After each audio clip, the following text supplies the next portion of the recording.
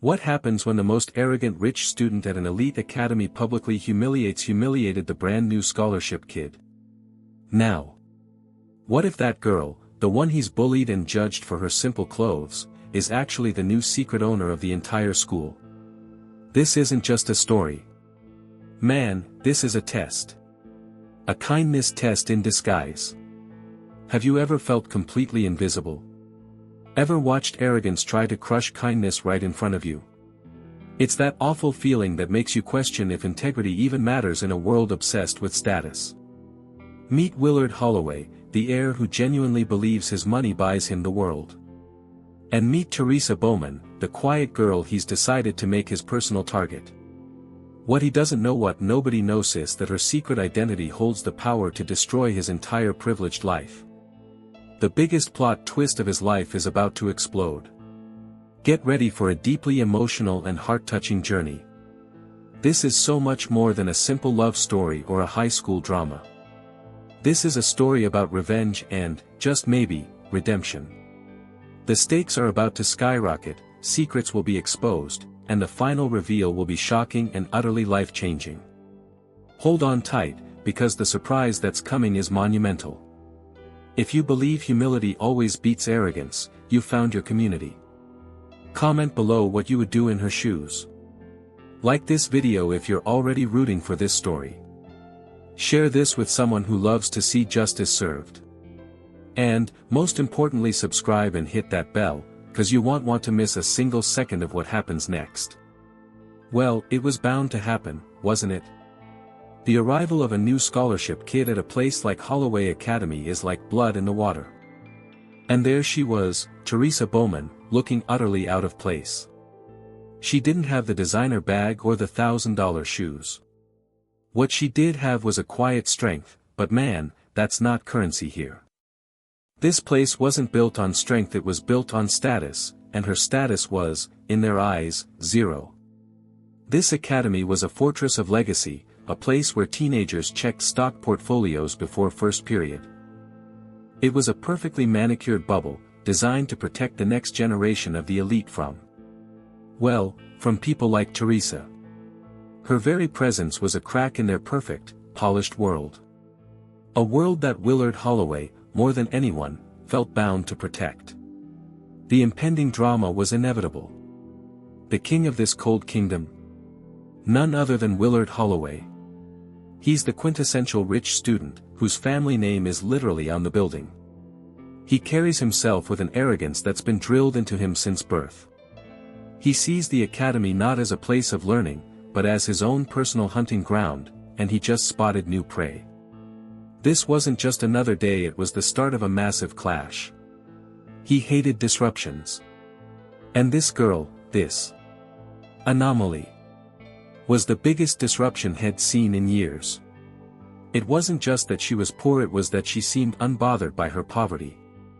This silent indifference was a greater offense than her worn-out shoes. He felt a deep, irrational need to shatter that composure, to make her see where she stood. The cafeteria buzzed, as it always did, but the energy shifted when Willard set his sights on Teresa.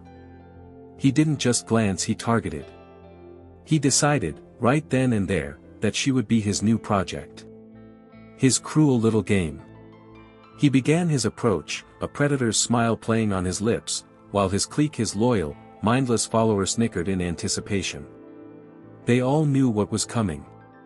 He stood before her table, towering over her. Well, what do we have here? His voice cut through the room. Teresa just looked up, her expression unreadable. This, of course, only fueled his fire. He loathed being ignored, especially by someone he considered a nothing. The entire room was watching this awful, unfolding spectacle. It was a classic case of the popular kid bullied the outcast. And then, the public blow. He didn't yell. He didn't have to. He just spoke, his voice dripping with condescension. He made a grand, sweeping gesture. I didn't realize we were accepting charity cases. The word charity echoed. He publicly humiliated her, making a show of her simple clothes and worn-out backpack. It was a brutal display of power. Teresa Bowman sat there, taking it all in. She felt the eyes on her, felt the judgment. It was a deeply emotional and heart-touching moment of isolation. But, what no one could possibly know was the monumental secret she was holding. The delicious, universe-altering plot twist that was just waiting in the wings. This was all just part of the plan. You see, this wasn't just a high school drama. This was a test. A kindness test, to be precise, orchestrated by Teresa herself. She wasn't just a scholarship kid, she was the anonymous billionaire who had bought the entire academy just last week. She was the new secret owner, and she was here to clean house. Willard, in his spectacular ignorance, had no idea. He had just humiliated the one person on earth who held his entire future in the palm of her hand. Her secret identity was her shield and her weapon, and she was just getting started. The real story, the real love story, was about to begin in the most unlikely way. Willard Holloway's world, you see, is built on a very simple, very cold foundation power. It's a universe of offshore accounts, legacy admissions, and the unspoken rule that you are only as good as your family's name. Kindness. Empathy. Those are words for the weak, for the people who serve them, not for the people who run the world. He was the ultimate rich student, and that's all that mattered. He moves through the halls of the academy like he owns them, which, in his mind, he basically does. His relationships are purely transactional. His friends are allies of convenience, and his romantic interests are status symbols. It's a shallow, brittle existence, but it's the only one he knows. This isn't a life, it's a performance of privilege, and he's the star. Had been trained for this role since he could walk. His father's motto was power isn't given, it's taken. Any display of vulnerability was a weakness to be exploited. This philosophy made him a social titan at the academy, but it also made him a deeply isolated rich man poor woman figure, walled off from any genuine connection. He was a king with no subjects, only subordinates. Teresa Bowman, on the other hand, operates on a completely different frequency. In her disguise as the charity case scholarship kid, she sees everything. She's the observer, the ghost in the machine. While everyone is busy looking at her with pity or disgust, she is looking through them. It's the perfect cover for her secret identity. She watches the way the popular kids treat the cafeteria staff. She notes which teachers turn a blind eye to the casual cruelty of students like Willard. She sees the fear, the ambition, the loneliness. It's all data for her mission. This kindness test wasn't just about Willard, it was about the entire rotten ecosystem he thrived in. Her method is simple, she listens. She sits in the library, in the cafeteria, on the bleachers. She listens to the whispers, the boasts, the quiet confessions. As a secret owner, she is gathering intel not to punish, but to understand. She's diagnosing the sickness before she'll even consider the cure. It's a lonely, emotional job. This dynamic is a classic rich man, poor woman story, but with a massive hidden twist. He thinks he's the wolf, and she's a lamb. Oh, how wrong he is. The lamb is actually the park ranger, watching the wolf and holding the tranquilizer gun. This whole setup is a masterpiece of deception, designed by the secret owner herself. She's not just looking for cruelty, though that's the easy part. She's also looking for the opposite.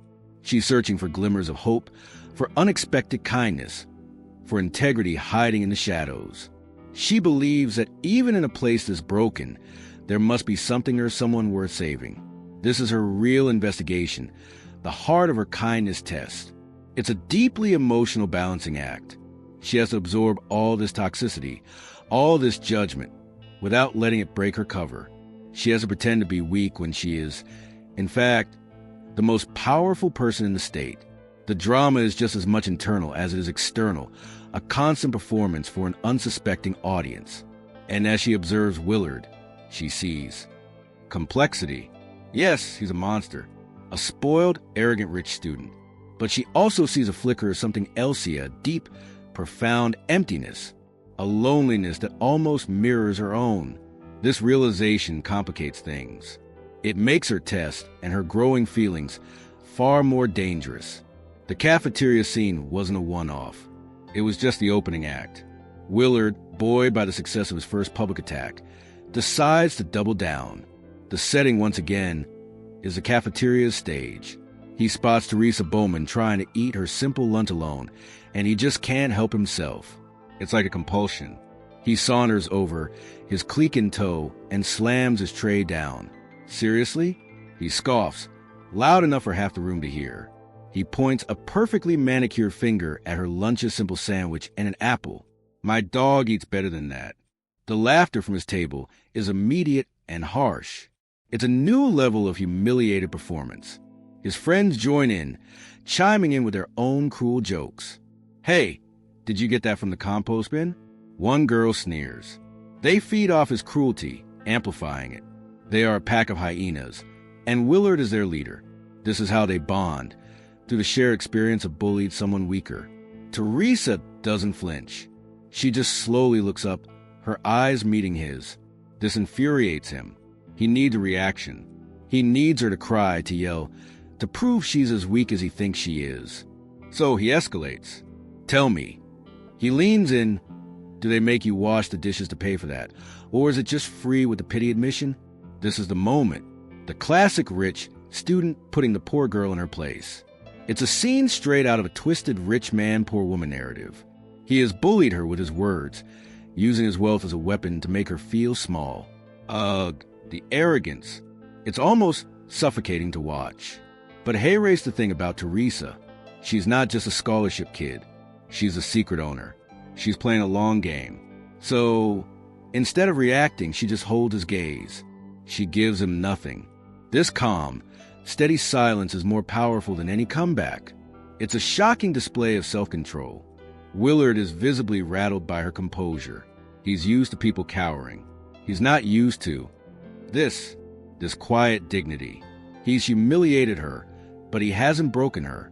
He feels a strange, unfamiliar emotion, frustration. He's not in control of the situation, and he hates it. This kindness test is proving to be more complex than she thought. He finally scoffs, whatever. Charity cases like, you don't last long here anyway. You'll be gone by midterm. He turns and walks away, but the wind feels hollow. He leaves Teresa sitting there, the target of 100 whispers. The drama is palpable, but she just takes a bite of her apple. She feels the sting. Of course she does. She's human, but the emotional pain is a tool. She files it away. This is evidence. This is why she's here. Her secret identity is a heavy burden, but this moment just proves how necessary it is. The system isn't just broken, it's actively cruel. She knows this is just the beginning. The bullied narrative is one she has to endure. It's the price of her cover. But as she watches him walk away, she feels a strange pang of, not pity exactly, but something close. This king is just a boy, and he's more lost than anyone. The next stage for Willard's clique is, of course, sabotage. It's not enough to attack her socially, they have to prove she doesn't belong academically either. To target her big history presentation. This is where they believe the fake scholarship kid will finally be exposed. They are giggling as they enact their plan. They get into the classroom early. One loses her USB drive. Another accidentally spills a Coke on her carefully written note cards.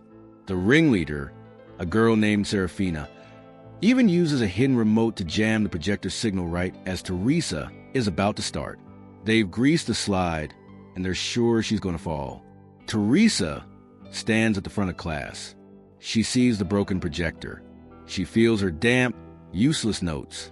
She sees the smirks from Willard's friends. They are all waiting for her to panic, to fail, to cry. This is their moment of revenge for her perceived slights, their way of reinforcing the social order. The drama is at its peak. The teacher looks on, annoyed and impatient. Ms. Bowman, is there a problem? We don't have all day. This is it, the moment she's supposed to crumble. This is where the bullied victim finally breaks. Willard himself is leaning back in his chair, arms crossed, a look of smug satisfaction on his face. He's waiting for the show. But then the plot twist. Teresa simply takes a deep breath. She pushes the useless notes aside. "My apologies, Professor," she says, her voice perfectly calm. "It seems my technology has failed me, but that's all right. The topic is something I know by heart." And she begins. She doesn't just recite facts, she tells a story. She walks the class through the complex political economic landscape of post-war Europe, connecting it to modern-day issues with clarity that is, frankly, brilliant. It's not a high school presentation, it's a college-level lecture. She's poised, passionate, and utterly captivating.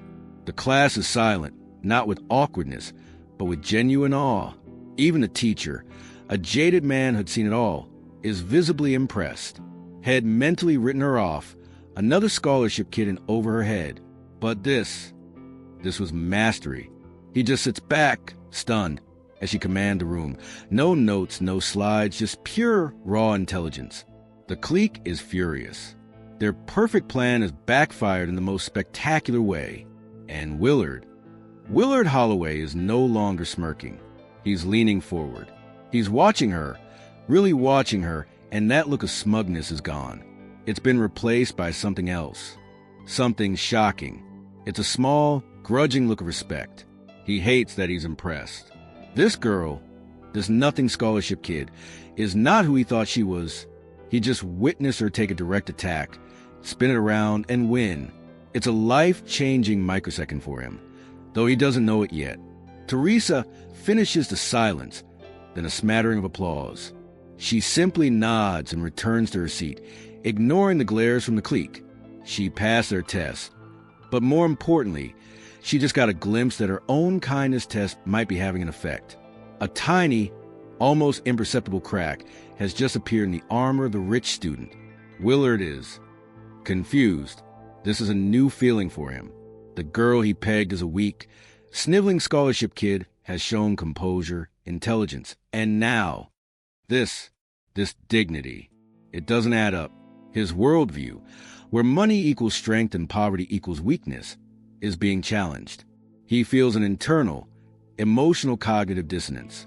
So he decides to escalate to run a test of his own, a physical one. He needs to see her break. He needs to provoke an emotional reaction that fits his narrative.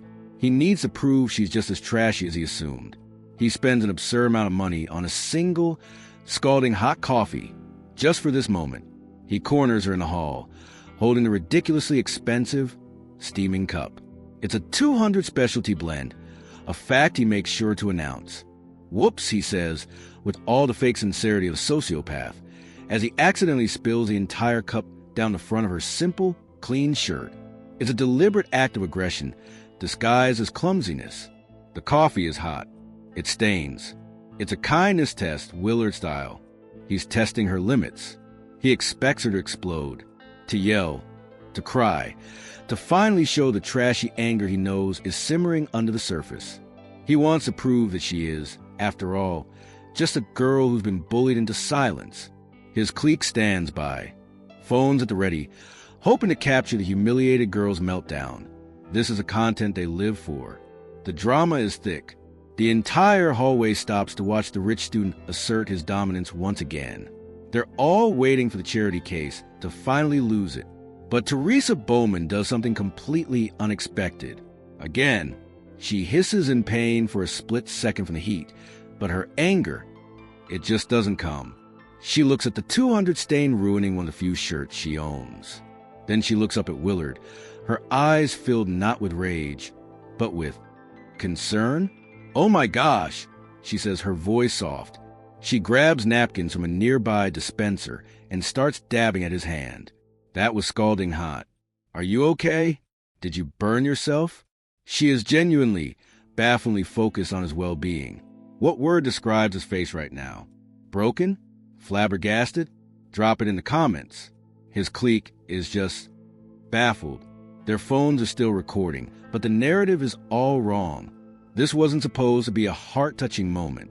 It was supposed to be a fight. Her kindness is so alien, it's almost scary. It's a shocking move from the secret owner. Willard just stares. He's frozen. This is not in the script. He just assaulted her and she's caring for him? This act of kindness is more disarming than any slap or curse word could ever be. It hits him like a physical blow. He cannot compute this. He snatches his hand back, utterly bewildered. "I'm fine. Just watch where you're going," he mutters, the lamest comeback of his life. He turns and practically flees, his clique trailing behind in confusion. Teresa is left standing there, soaked in coffee, having just won a battle no one else even knew was being fought. Things quiet down for a bit. Willard Holloway is avoiding Teresa, lost in his own confusing thoughts. But this, of course, creates a new problem. A rival girl in Willard's clique, a girl named Serafina, has been his on-again, off-again flame. She sees this interest, this fleeting attention he's given the scholarship kid, and it fills her with a venomous jealousy. Serafina is the other queen of the school. Where Willard rules with blunt force and status, she rules with whispers, secrets, and social poison. She's not just a mean girl, she's a junior league sociopath. And she hates losing. This isn't just a romance, it's a power play. If Willard won't put the new girl in her place, Serafina will. She decides to escalate things far beyond simple pranks and coffee spills. This is going to be permanent. She hatches a plan that is truly cruel, designed not just to humiliate, but to expel. This is an act of pure revenge for a perceived theft of attention. She steals a copy of the upcoming midterm exam, a massive breach of academic honor. And then, in a move of pure malice, she plants it deep inside Teresa Bowman's backpack. She tips off the principal anonymously, framing the one student who everyone already expects to cheat the desperate scholarship kid. The principal, a man who bends to the will of the rich parents, sees an easy scapegoat. He pulls Teresa out of class. He searches her bag in front of the dean. And, of course, he finds a test. The evidence is damning. Teresa is immediately suspended and faces an honor board hearing for expulsion. The drama is now critical. Teresa is devastated. This is not a prank. This is her future. She is brought before the board, a panel of stern faces who already look at her with suspicion. They see her simple clothes and her scholarship status as precursors to moral failure. Their bias is a thick, suffocating blanket. She defends herself. "I have never cheated. I didn't steal this. I don't know how it got in my bag." She pleads her case with dignity, but it's her word against the facts. The system is designed to protect the Serafinas of the world, not the Teresas. But she has a terrible choice to make. This is the moment where she could end it all.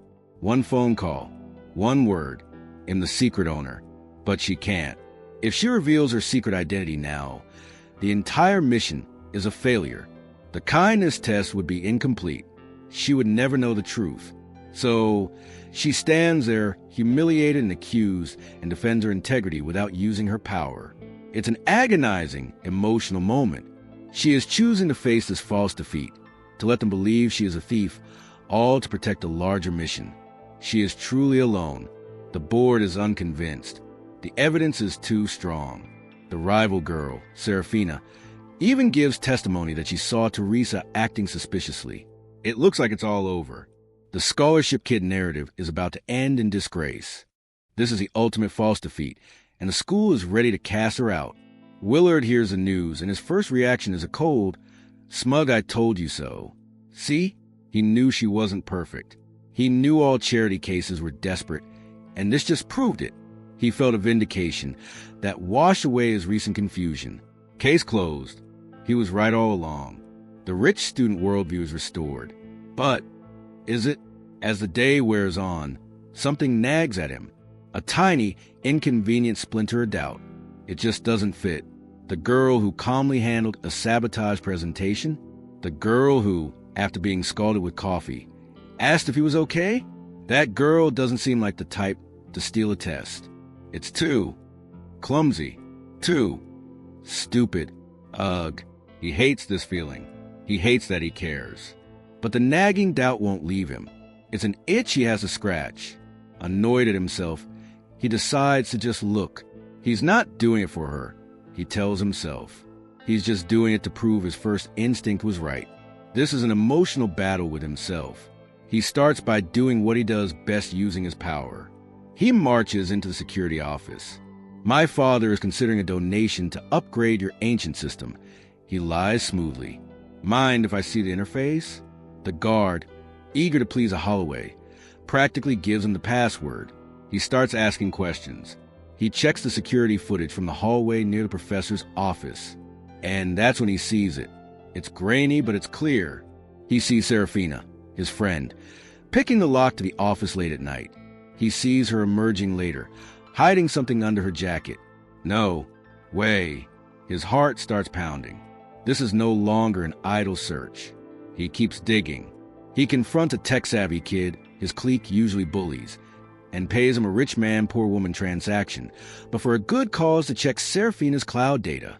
Finds something, he orders, and it'll make sure they never bother you again. And there is a photo of the test, time-stamped before it was found in Teresa's bag. It's the final, shocking piece of evidence. The tech kid found it in a deleted folder. Willard is looking at a confirmed, premeditated crime. Willard feels sick. It's a cold, rolling nausea. This wasn't some stranger. This was his circle, his people. He saw, for the first time, the sheer, unadulterated cruelty of his own social world. They weren't just mean, they were vicious. They were willing to destroy a girl's entire life over a little bit of jealousy. This is a plot twist for his own life. The kindness Teresa showed him, which he found so weak, now stood in stark contrast to the vicious revenge his own friends were capable of. He realized with a jolt that he had been the real fool. The values had been taught were completely bankrupt. His redemption arc doesn't begin with a grand gesture. It begins right here, in a dark computer lab. As he stares at a screen, he holds the proof that Teresa Bowman is innocent and that his entire life has been a lie. Now, what is he going to do with it? He finds Teresa Bowman where he expected to alone. She's sitting on the steps of the old library, the one place nobody ever goes. The stone is cold, the air is damp, and it smells like old books in decay. It's the perfect setting for despair. She's just staring at the cracked pavement, looking utterly defeated. She's not crying. She's just empty. The weight of the expulsion, the betrayal of the system, it's all crushing her. She looks like the poster child for the bullied and broken. This is the lowest point of her mission, the moment her secret identity feels more like a curse than a tool. Willard Holloway approaches. He's not the strutting, arrogant rich student from a cafeteria. He's awkward. He's shuffling his feet. He's rehearsed 100 cool, detached ways to say this, and all of them feel wrong. He, for the first time in his life, has no idea what to say. Hey, he manages. It sounds stupid. She doesn't even look up. She probably thinks he's here to gloat, to deliver the final verbal blow. Come to say I told you so? She whispers, her voice hoarse.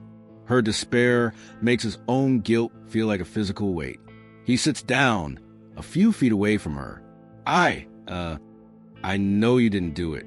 That gets her attention. She looks up, her eyes wary. I know about Serafina. I have proof. He shows her the video on his phone, the time-stamped photo. Her eyes widen, not just with relief, but with genuine surprise. Why would he of all people do this? Sorry, he says, and the words feel foreign and heavy in his mouth. For everything. For the cafeteria. For the coffee. For being a monumental jerk. It's a clumsy apology. It's not smooth. It's not eloquent. But it's the most real thing he has ever said. It's the start of his redemption. Teresa just searches his face. She's looking for the angle, the trick. But there isn't one. She just sees a guy who looks as broken as she feels. This heart-touching moment hangs in the air. This is the pivot point. The whole drama of their relationship is changing right here, on these cold steps. And then she does something that changes him forever. She gives him a small, watery smile. Thank you, Willard. It's not absolution, not yet, but it's acceptance. It's a moment of true human connection. The rich man, poor woman barrier, the scholarship kid label. It all just dissolves. It's just two people. This is the start of their love story. It's not fireworks, it's something quieter and far more emotional. His cynical, cold worldview is cracking. He realizes he feels something for this girl. Something that isn't about status or power. It might be, gulp, True love, this life-changing connection, is terrifying, and it's wonderful. Let's be real. If you were Teresa, would you forgive him this quickly? Or would you make him work for it? Be honest in the comments. He knows he has to do something with the evidence. But for this 1 second, this one perfect, quiet second, the war is over, and something new is beginning. But you know what they say, hell hath no fury. Serafina, the jealous rival, sees that moment. From a distance, from a window in the hall, she watches. She sees Willard sitting with Teresa. She sees the phone. She sees the apology. His change of heart isn't just an insult, it's a declaration of war. His betrayal fuels her rage into a full-blown inferno. She is not going to lose. She's not going to let this charity case scholarship kid win. He chose that nothing, over her? Fine. She won't just destroy Teresa now. She'll destroy them both. If a stolen test wasn't enough, she will go nuclear. She needs something so big, so undeniable, that will destroy Teresa Bowman for good and put Willard firmly back in his place. This is no longer a prank. This is pure, calculated revenge. She's going for the unforgivable option. She finds her target, the Founder's Trophy. It's a priceless, solid silver artifact displayed in the main hall.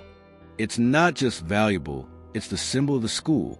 Stealing it isn't just theft, it's sacrilege. It's an offense that no one survives. It's the ultimate weapon in this toxic high school drama.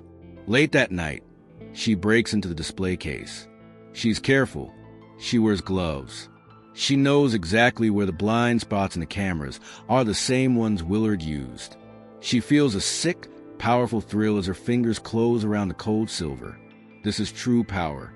This is how you really win. She steals the trophy, and then, with a truly evil genius, she finds Teresa's locker.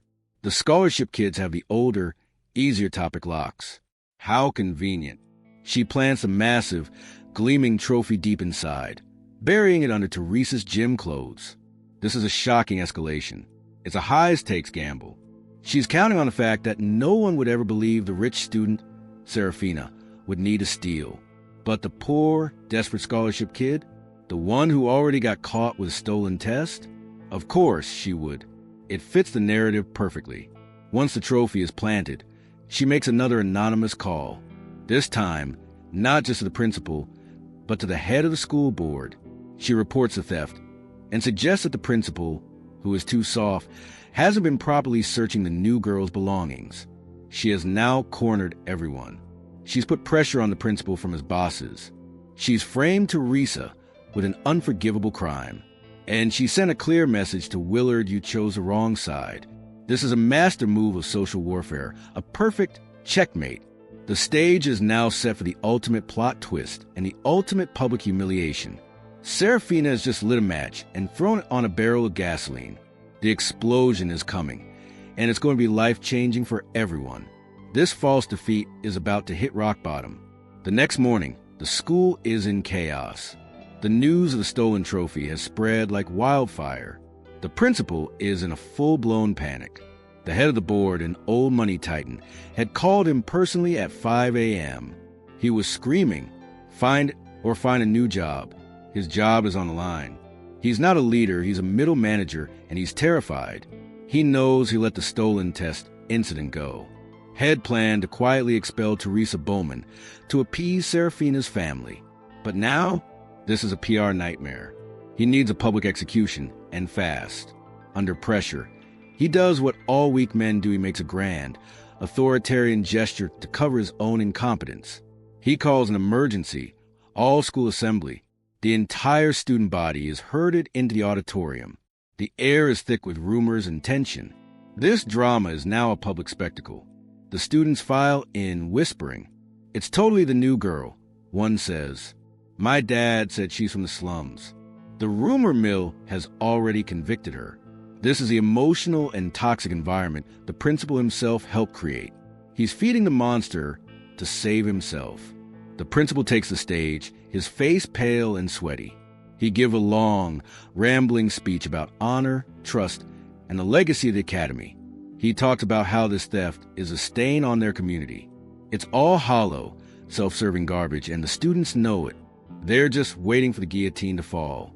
He announces that a thief is among them and that he will find them. It's a witch hunt, plain and simple. And everyone already knows who the witch is. The whispers have all pointed to one person, the school's designated scapegoat Teresa Bowman, the scholarship kid. And hey, race the kicker, the ultimate dramatic irony.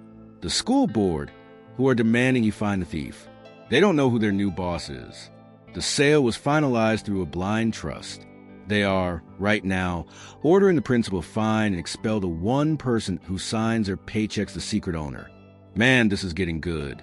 Teresa is sitting in the auditorium, her heart pounding. She knows what's coming.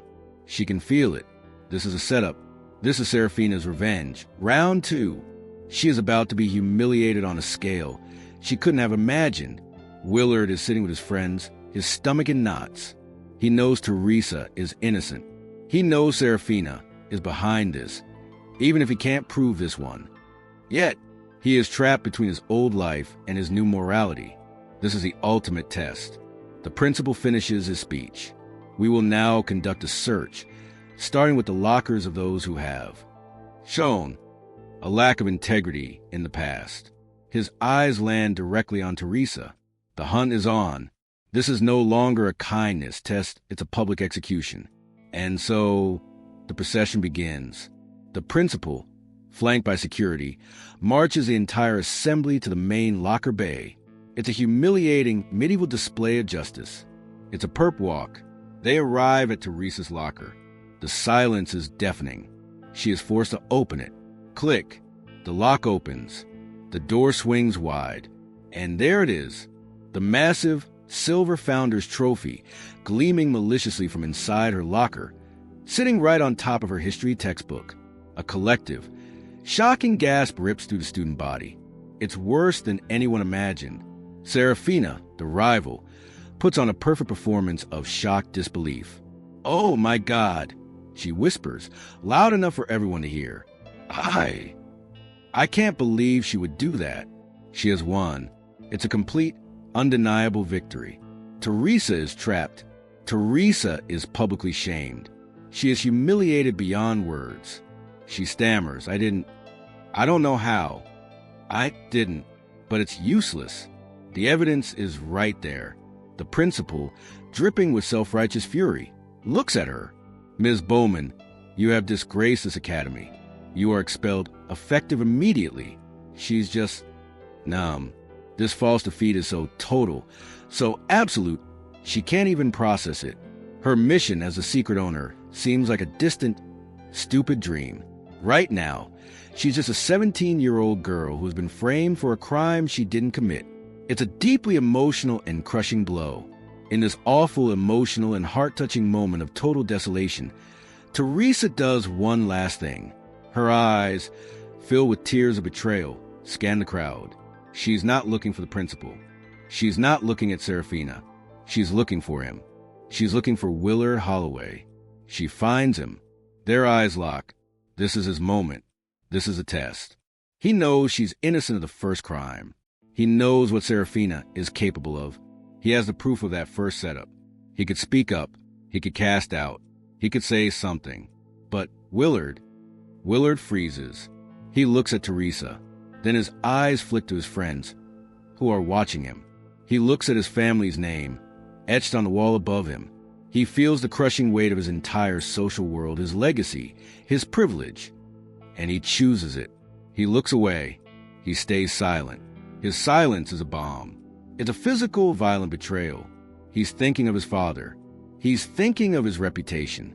He's thinking, it's not my problem. He is, in this moment, a coward. The redemption arc we saw is dead. He's still the same hollow rich student.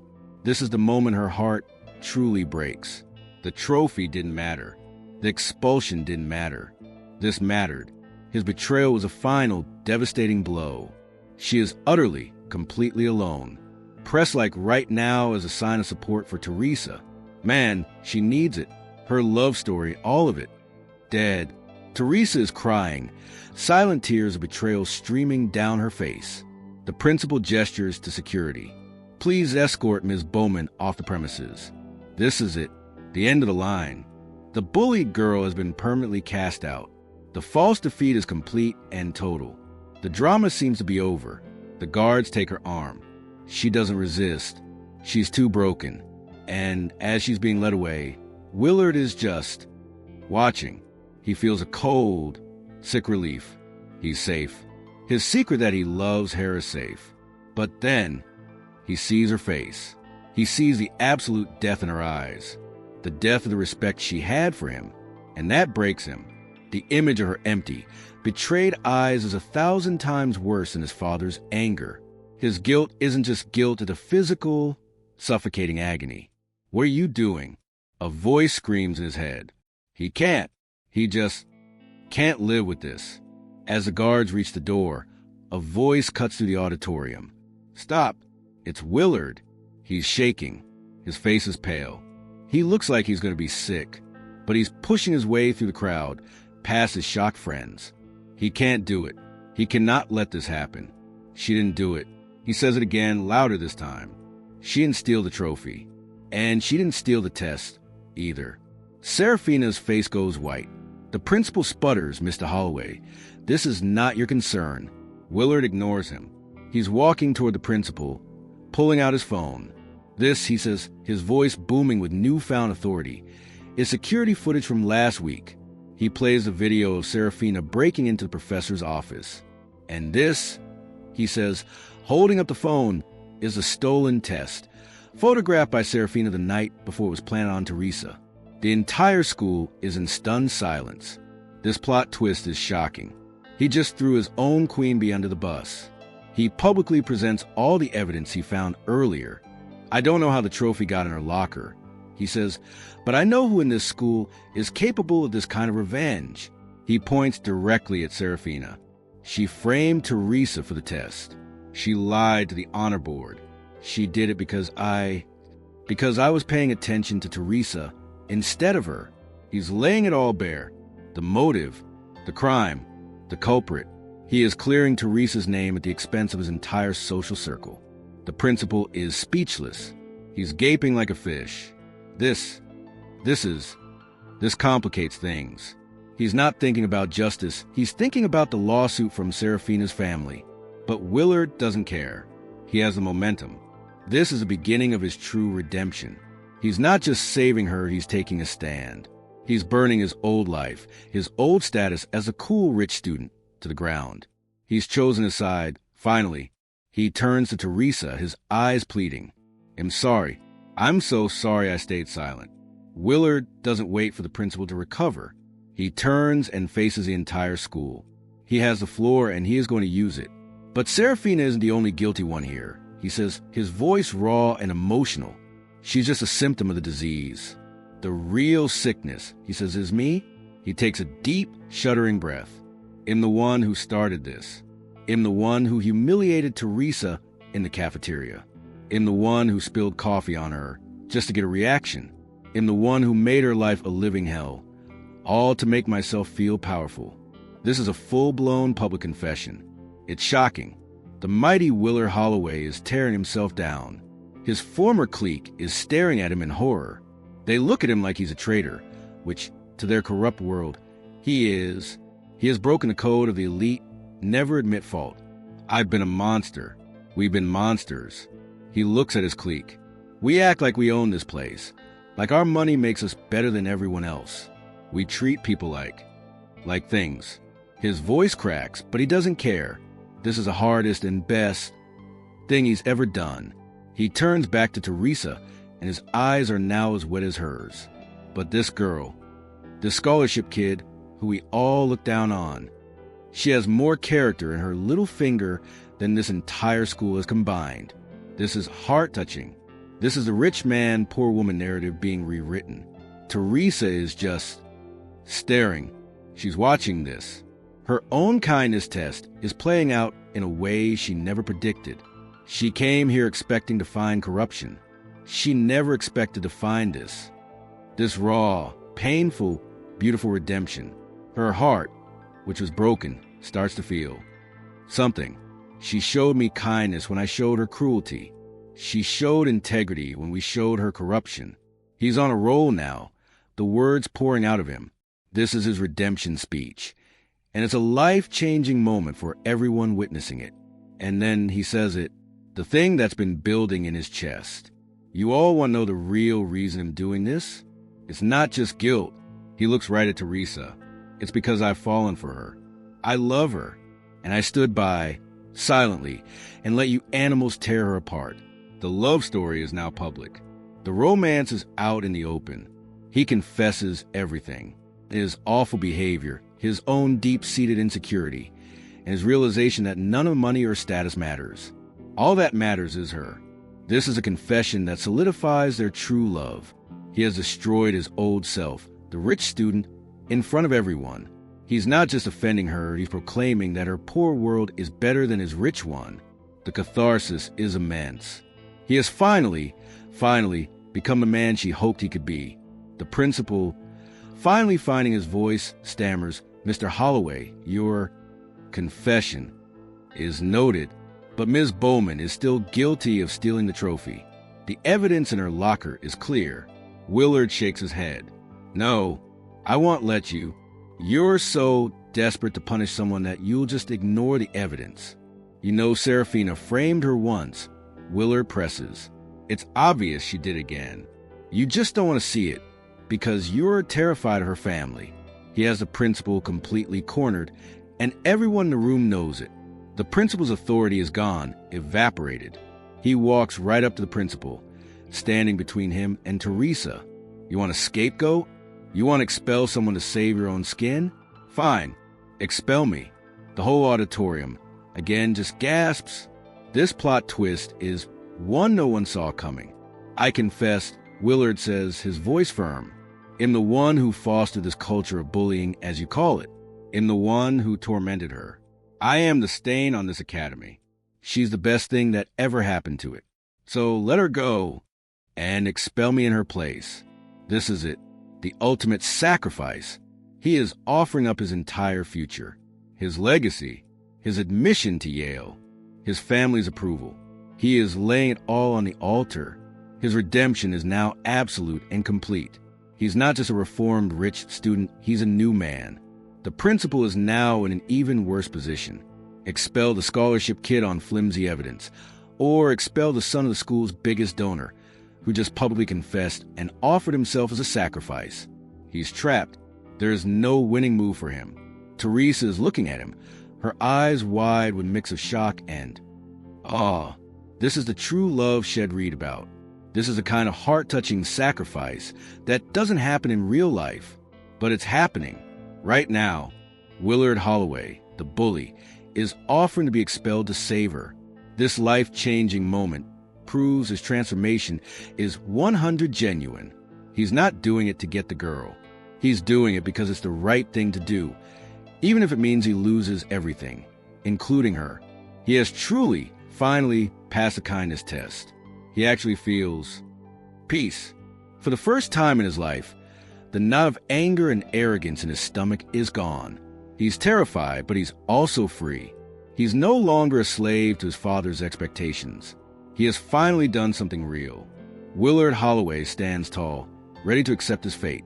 He offers Teresa a small, sad smile. He did it. He finally did the right thing. He is redeemed, even if it costs him everything. This is the peak of the emotional roller coaster. The principal is sweating bullets. He looks from Willard to Teresa, to the angry-looking school board members in the back. He's a man on a tightrope, and it's about to snap. He finally clears his throat, ready to pass judgment, ready to try and find some awful compromise that will ruin everyone. Given Mr. Holloway's confession, he starts, but he's immediately cut off. "Excuse me, principal." The voice is not a student's. It's sharp, professional, and carries absolute authority. A man in a perfectly tailored suit, who no one had noticed, steps forward from the back of the auditorium. The room falls silent. The man walks calmly down the aisle, his footsteps echoing. He has the aura of a man who bills $1,000 an hour, and it terrifies everyone. He stops next to the principal, who looks like a child next to him. "I'm afraid you are in no position to pass judgment on anyone." The principal, baffled, sputters, I beg your pardon? Who are you?" The man simply smiles, a cold, corporate smile. I'm David Renfield, legal counsel for the new ownership group of this academy. New ownership? The board members look confused. That's impossible. The sale isn't. The sale was finalized 10 days ago. Mr. Renfield interrupts. Through a blind trust, the new owner has been on site conducting a personnel review. This plot twist is so sharp, it gives everyone whiplash. The board members are now panicking. A review? By who? We are the board. Mr. Renfield just chuckles. You were the board. Your positions were dissolved as part of the acquisition. You just weren't informed yet. This revenge is cold, corporate, and total. A review? The principal asks, his voice trembling. Yes, Renfield says. And I have to say, your performance has been abysmal. He then turns to the entire stunned school. It is my great pleasure to introduce you to my boss, the new owner of Holloway Academy. He gestures, and all eyes follow his hand. He is pointing. No, it can't be. He is pointing directly at the bullied, coffee-stained, humiliated scholarship kid. He is pointing at Teresa Bowman. Ms. Teresa Bowman, CEO of Bowman Enterprises. The surprise is so profound. The silence is like a vacuum. It is the most shocking reveal in the school's history. Serafina looks like she's seen a ghost. The principal looks like he's having a heart attack. And Willard Holloway's jaw is on the floor. The girl he bullied, the girl he fell in love with, the girl he just tried to save, is his boss. The secret identity is out. The secret owner has just taken the throne. This rich man, poor woman story has just been flipped completely upside down. The shock is a physical thing, a wave that rolls through the auditorium. Students are speechless. Serafina is visibly shaking. The principal is muttering, This is a joke. It's a prank. Teresa simply steps forward, and Mr. Renfield hands her a microphone. Her voice, no longer quiet, rings out. It's no joke, Principal. For 2 weeks, I've walked these halls. I've been your scholarship kid, and I've seen everything. She looks at him, her eyes cold. Your incompetence, your cowardice, and your complete failure to protect your students. Mr. Renfield, please have security escort this man out. He's fired. Boom. The revenge is swift and precise. The principal is dragged out, protesting the whole way. Next, Teresa turns her gaze to Serafina. As for you, stealing, framing, perjury. Those aren't just high school pranks. Those are crimes. You are expelled, and my lawyers will be in touch with your family. And the police. Serafina collapses. It's over. Justice. It's a shocking and total cleanup. The secret owner has taken out the trash. The entire school is watching, terrified and awestruck. The bullied has become the executioner. The redemption of the school itself has just begun. The rest of the clique looks on in terror, wondering who is next. Teresa simply says, a full investigation begins Monday. Things are going to change. This life-changing statement hangs in the air. The reign of the rich student is over. A new era has begun. After a moment, the room is quiet. The drama is over. Teresa, the CEO, is gone. And Teresa, the girl, is back. She turns to the one person still frozen in place. She turns to the stunned Willard Holloway, who still looks like he's been hit by a truck. This is a final, heart-touching moment. The rich man, poor woman dynamic is now inverted. She is the billionaire secret owner. He is the rich student who just offered to be expelled. He just proved his redemption. He passed the kindness test. Willard, she says, her voice soft again. He flinches, expecting his own execution. You did something I've never seen here. You told the truth, even when it cost you everything. She walks closer to him. You saved my life. Even when you thought I was a nothing, she stands right in front of him. Your redemption is real. Your heart is real. She smiles. And that's the only thing that matters. He looks at her, speechless. So, I have a question, she says, a playful light in her eyes. My new principal starts Monday. But, would you Willard Holloway. Be free for dinner on Friday? He can't speak. He just nods. A slow, stunned, unbelievably happy nod. This is the ultimate surprise. The life-changing ending. It's not about revenge anymore. It's about true love. She's asking him for a second chance. And as he breaks into that slow, stunned smile, the ultimate love story and romance begins, fulfilling the fantasy that kindness and true love truly do conquer all. The scholarship kid and the rich student found something real in the wreckage. Never, ever, judge a book by its cover. This story is the ultimate proof that the person everyone overlooks, the one who is bullied or humiliated, might just be the most powerful person in the room. It's a heart-touching reminder that true strength isn't about status, it's about character. If you believe that kindness is a superpower and that integrity is the real currency, then man, you've found your home. This is your community. Subscribe and join the family where we celebrate that truth every single day. Now, for the Trifecta Press like to spread this life-changing message that character is worth more than all the money in the world. For the final, emotional question, which moment was more shocking to you, Willard's final redemption speech or the secret owner reveal? Comment your choice below and share this video with one person who needs a reminder that true love and goodness always win. And don't let the journey end here. While you wait for the next video, know that our channel is a vault of powerful stories just like this one. Explore our older videos and discover other unforgettable plot twist journeys. And to make sure you never miss the incredible new stories we have coming, activate that notification bell. We're always cooking up the next big surprise, and you won't want to miss a single moment.